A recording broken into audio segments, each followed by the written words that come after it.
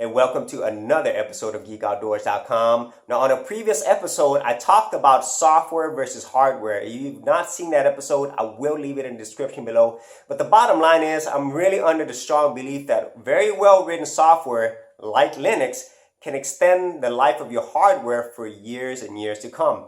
And so today, I got a little something special. So this one right here, this is actually my main laptop. I'm running Linux Mint 17.3 Rosa on here. But today, one of my clients gave me a really special gift. Now, this is an old Toshiba satellite laptop. It's about 6 years old. It was running Windows 8.1 on there, and then they upgraded to Windows 10, but for some reason afterwards, their hardware, their hard drive actually got corrupted, and now the performance, it's basically unusable. Now, on the other end, I do have a really old desktop right here. I don't know how many years old this is, and I also have a CRT monitor and an older mechanical keyboard. And this old desktop right here, it was actually running Windows Vista. It actually has Windows Vista on it right now. However, it's had a lot of problems. Basically, I can't even start it up. And so what I'm gonna do is, I'm gonna actually take these two USB sticks. So this one right here, I'm gonna put the latest version of Linux Mint 18 on it. And then on this one, I'm going to put the latest version of Ubuntu Mate. So what I'm going to do is I'm going to take Linux Mint 18 and install it on this laptop. And I'm going to take Ubuntu Mate and install it on this desktop. And the reason why I'm doing that is if you have not seen another video I did that talks about so many versions of Linux, I do not like to upgrade versions of Linux very often. I used to do that where I would just distro hop. But, I like to keep the same version until I really need to upgrade. So I didn't want to do that on my Linux Mint 17.3 laptop. And even though I could do it in a virtual machine, I would much prefer it to be on an actual machine. And so with that being said, I'm going to put Linux Mint 18 on this laptop. So then I could go ahead and, run it through its courses, test it out, play around with it. And then on this desktop, I've been wanting to try out Ubuntu Mate for a while, and the reason why I'm going to put Ubuntu Mate on this desktop is because the Mate version is a very lightweight version, and so I'm pretty sure it'll run at least in a usable form on this very old hardware. So let's see what I can do with these, and hopefully I'll be able to add new life to old hardware. Okay, so the first thing I'm going to do is to put the two versions of Linux on these USB sticks. So what I did was I downloaded both versions of Linux that I'm going to be using. The first one is Linux Mint 18.0. I've downloaded that. I got the Cinnamon edition. And then I also got Ubuntu Mate 16.04. So I'm going to take my USB stick. I'm going to put Linux Mint 18 on here first. And I'm going to create a bootable USB stick so then I can use that to install Linux on these other two hardware. And so there's my USB stick. It came up, and here under Linux Mint, one of the things I really love about Linux Mint, they provide you with a lot of useful software right off the bat. So here's accessories. I'm going to go down here to USB image writer. So this will create a bootable USB stick. So here it's going to ask what file I'm going to write to the stick. So here I'm going to go to downloads. So I'm going to choose Linux Mint 18.0, and then I'm going to write it to this USB stick, which is a Kingston 8 gig. Now, both of these ISO files, the Linux Mint 18 is 1.7 gigs and the Ubuntu Mate is 1.5 gigs. So, normally any USB stick will be enough space. So I've already got the ones that I want to write to, and I'm going to go ahead and write. So, obviously with this USB stick, make sure it's something that you can actually write over and not something that's really important for you. So put in my password. Now it's writing. And what I really like about this is it's very simple. Whenever I had to do this under Windows, I had to go find this software. If I remember correctly, I think it's called Pen Drive. And, that is probably the best software, I think, on Windows if you wanted to make a bootable USB stick. But in the Linux Mint world, and in most versions of Linux, they already have something that's built in, so that makes it really easy. And so once this USB stick is ready, I'll go ahead and do the second USB stick with Ubuntu Mate. So, okay, so you can see the image was successfully written. So Let's go ahead and close this and let's do a quick test. I'm going to take the USB stick out. Okay. And now I'm going to reinsert the USB stick. And once that happens, once it identifies the stick, you should have files in there now. Yep, there it is. There's all the files for this bootable stick. So now let's go ahead and check that out, and let's do the Ubuntu MOTA USB stick as well. So take that out, put in my second USB stick. Same process. Once again, very easy. So this one already has an older version of Linux I put in here, but I'm going to overwrite this. So go to accessories, USB image stick writer. And, I do want to, really caution you once again, if you have anything really important on this USB stick, just know that whenever you create this, it's going to overwrite anything that's already there. So just a warning right there. So let's go ahead and overwrite this 16 gig with this. Same process. Put in your password. There we go. Just wait and see that's done. Okay, got the Ubuntu MOTA stick completely done. Let's go ahead and do a quick check. Gonna take the USB stick out. And then let's go ahead and reinsert it. We should have Ubuntu MOTA there. Bam. Great. Now that we got both of our Linux USB sticks ready to go, let's go ahead and get these on the older Windows machines. Okay, so now we're going to get to the important part. So now that we have our Linux Mint sticks ready, the first one I'm going to do is I'm going to take this Linux Mint 18 and overwrite this Windows 10 laptop. Now, the good thing about this laptop is it's about 6 years old, so more than likely I'll be able to get into the BIOS and change the boot order to this USB stick. Now, as you know or may not know, these past few years, Microsoft has added this new quote-unquote feature called UEFI, which is supposed to protect your BIOS from getting infected with malware and viruses and so forth. But one of the things that it does is it also makes it more difficult to put in different operating systems. Now, luckily, with the versions of Linux Mint and Ubuntu and other popular distros, they are compatible with UEFI. So what I'm going to do is I'm going to go ahead and stick this in here, restart my laptop, and see if I can get into the BIOS. Okay, I just turned off my laptop and then I'm starting it back up again. Let's see if there's a way to get into the BIOS. Let me see, without having to go through the Windows 10. Okay. Maybe not. Let's go ahead and try that again. I'll try a different key combination. Okay, I'm trying delete now. See if that works. Try restarting it with delete. Okay, so the correct key combination for this one was just to hold down F12. So thankfully, I was able to get into the BIOS. So what I'm going to do here is I'm going to change the boot order to boot up with the USB stick instead of from the hard drive. So let's see if I could go into the setup and change that. And hopefully the hard drive is still working. That's what I'm checking out right now. So if the hard drive works and I'm able to install Linux, everything's okay, then that would mean that the Windows 10 software was the problem and not the hard drive. And if the hard drive's still a problem, then no big deal. The rest of the hardware works fine. And so I'll go ahead and just get a different hard drive. So I'm going to change the boot order. So I'm going to change it to the USB being the first thing that it tries instead of the optical drive and the hard drive. So I'm going to go ahead and change that and move it up. Wait, let me see. Well, I have to press F6 or F5. Let me see which one goes up. So good. So USB is the first thing it's going to try, then the optical drive, and then the hard drive. Let's go ahead and save this by pressing F10. Yes. And now it's going to restart, and hopefully it'll start from the USB stick, which I have right here. Great. There it is. Linux Mint 18. Let's go ahead and start this up.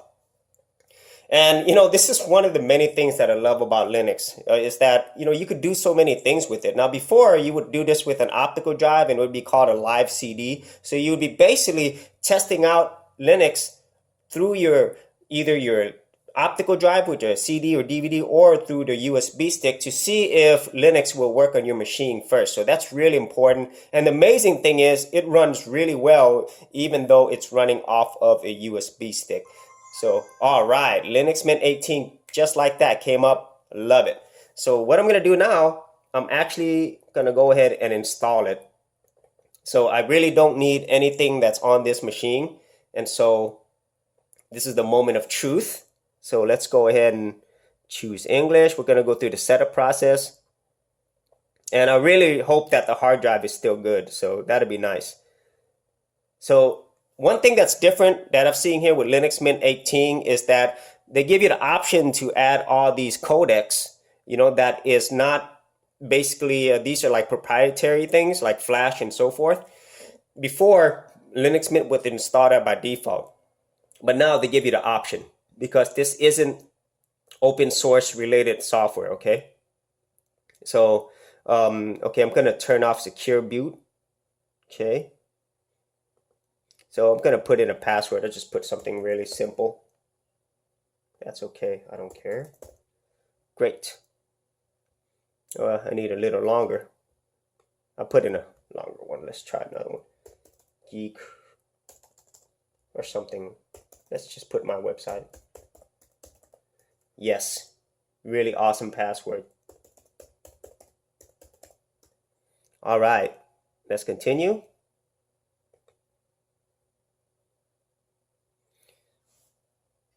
So I'm really hoping that the hard drive is good. I keep saying that, but yeah, if the hard drive works, then I have a brand new Linux Mint 18 laptop. So let's see if that works. Okay, so now it's asking if I want to install Linux Mint alongside Windows. So it'll basically set up a dual boot. But I don't want to do that. I want to completely erase everything. So erase this and install Linux Mint. And you also have the options to encrypt this whole installation if you want. There's also a logical volume management, but I'm just going to do the simple thing. Just erase and install Linux Mint. And hopefully we'll have no problems. Great. It's just warning you. It's going to completely wipe everything out. Do you want Windows 10 anymore? Nah. Let's go ahead and put Linux Mint 18 on there. Okay, choose your time zone. So let's do that. Continue. And let's hopefully see that it will recognize the hard drive as well. So, okay, let's go ahead and do the simple thing. I'm just going to leave it this. Yes, super secure. Password. Maybe I should just call it Geek again. Awesome. So I'm going to log in automatically. Don't require a password. Let's go ahead and continue. All right. All right. The install process is going awesome. So let's see what happens after this install is done. All right. It's installing right now. And maybe in about 10 more minutes, we'll have Linux Mint 18 on this laptop. All right, installation has finished.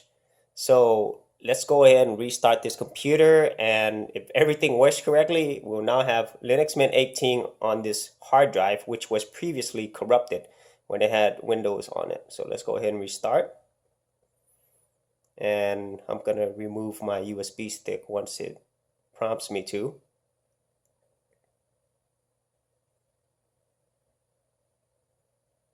Okay, remove the installation medium.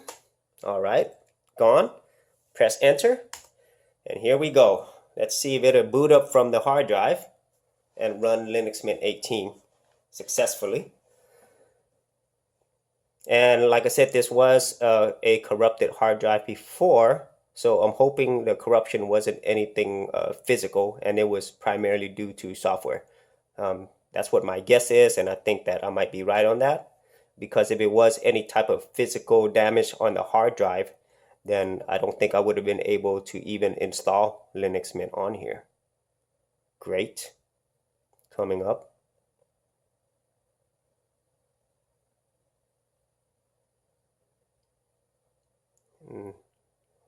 Okay.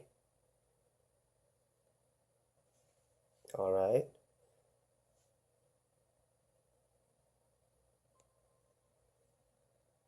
And there we go.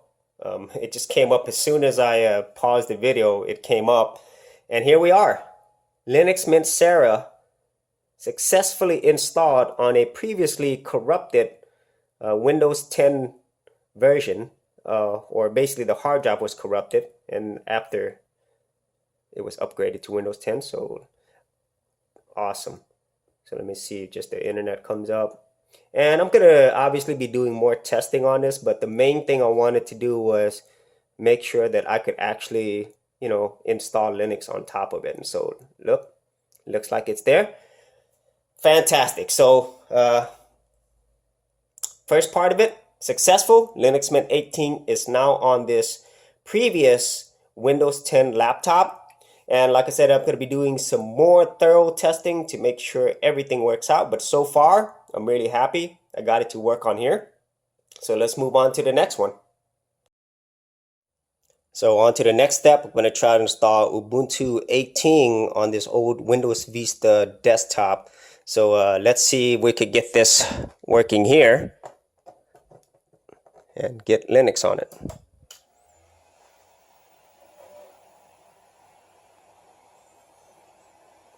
Well, looks like I couldn't install from the USB stick. Why? Because this computer is so old that you can't install from anything outside of an optical drive like a CD, DVD. So like if you go to the boot sequence here, so if I try to choose, I can only choose either a hard drive or the optical drive. So what I'm gonna have to do is I'm gonna have to install this Ubuntu MATE on a DVD, and then I'm gonna have to try to install it again onto this Windows Vista desktop. So as you can see, I'm making a DVD install of Ubuntu 16.0. So once I get that done, I'm gonna take that back to the desktop and try again to install Ubuntu MATE on that Windows Vista desktop.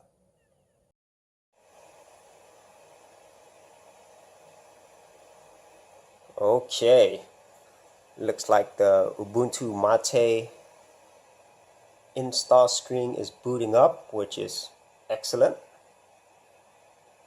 Let's see how fast this goes. Got to remember how old this machine is.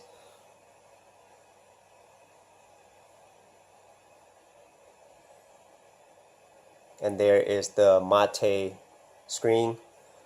Not sure if you could see that. It's kind of bright, nice and green.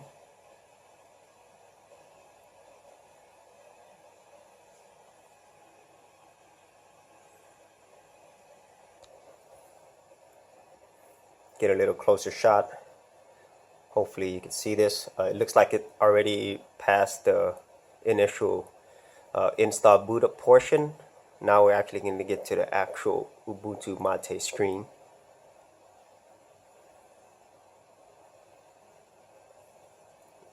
Ubuntu MATE. Very nice looking screen on the front. And I'd say with every iteration of all the most popular Linux distros, Linux Mint, and now with Ubuntu MATE, they really focus on the whole user experience. So that's really nice. So here we are on the install. Very nice and clean. It's very reminiscent of Ubuntu installs, of course, and also Linux Mint, meaning that it's very easy. So here is install Ubuntu MATE. I don't want to try it. Let's just go ahead and install it. And let's see how fast this will run on a computer that's probably 10 years old or more. So let's continue. And if you see here, you could install third-party software for graphics and Wi-Fi hardware, just like we had for Linux Mint. And actually, I'm going to go ahead and go back and check that because I do want that installed by default. Okay, so let's go ahead and continue. And the reason why Linux distributions do this is basically to avoid legal problems, because technically, however Linux Mint was doing it before, it does, I guess, violate definitely some proprietary laws and rules for some of this software. So this way it'll help these Linux distro makers from being sued by these companies.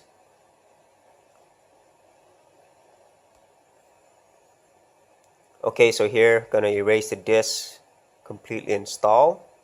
Let's go ahead and do that. Now, I did try to install Linux on this before on Vista, but then it just crashed. So that's why it says Linux Mint 16 on there. So that's a long time ago. So let's go ahead and continue. Yeah, because as I stated earlier, Windows Vista just did not work anymore whenever I tried to boot up the OS. And this install, it's besides the way it looks in the background, you know, a Linux Mint is based upon Ubuntu. So that's why these install screens, they're so similar because they're all based upon Ubuntu. So that makes sense. So let's go ahead and go forward. Except Ubuntu MOTA has this very nice background in the back. So right now, in terms of install, I'm impressed, and I don't mean the fact that just the whole installation process. I'm just meaning like how old this hardware is. It's extremely old. So looks like got a failure. Now it's telling me here that maybe the DVD drive might be bad. So I'm gonna go ahead and try this again. See if that works. Okay, so looks like back in business. Let's go ahead and put this in there. Well, it just crashed. So let me see. And I think a lot of this has to do with the fact that this computer is so old, and so it's either going to be a problem with the drive, the DVD CD drive, or even the hard drive itself. So looks like we're going to have to abort the old desktop version.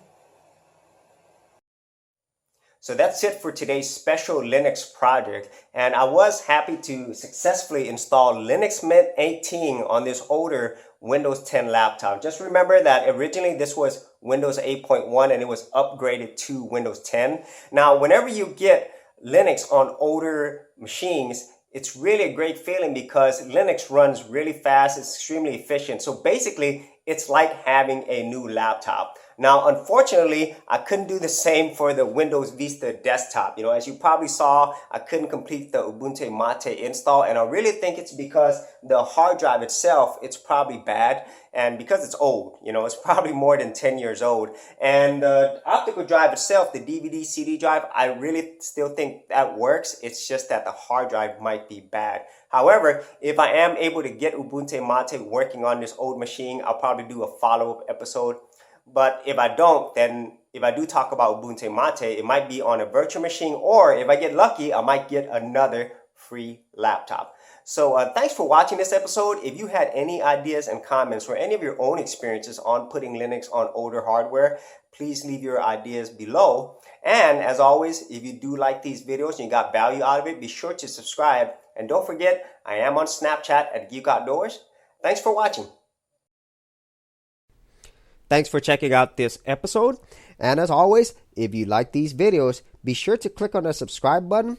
And for full written content, audio content, and additional geek stuff, head over to geekoutdoors.com. And I'll see you outdoors on the very next episode.